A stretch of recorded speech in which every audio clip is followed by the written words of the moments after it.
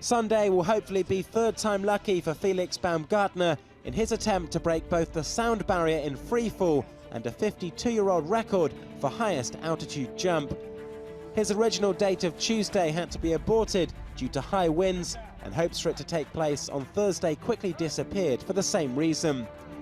But Baumgartner is rested and ready to go for another chance to jump from nearly 37,000 meters when the weather forecast appears more promising.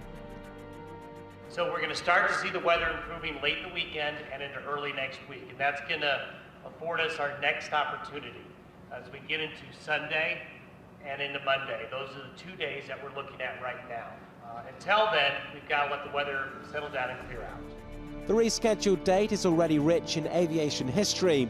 On October the 14th, 1947, Chuck Yeager became the first man to break the sound barrier, flying in an experimental rocket-powered airplane. Baumgartner is trying to fly through the sound barrier without the aid of an aircraft and provide another milestone in aerospace exploration to make future space travel safer.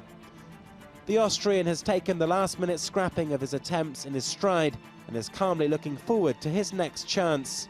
Baumgartner has learned a thing or two about the need to be patient from Joe Kittinger, who 52 years ago as a US Air Force captain set the record for highest altitude jump that the Austrian is now trying to break. Kittinger, who is now an advisor to the project and Baumgartner's mentor, also had to endure a long wait for the ideal conditions before his jump, but the team are determined to see it through. We had a setback, but we're not going to give up. We don't give up easy.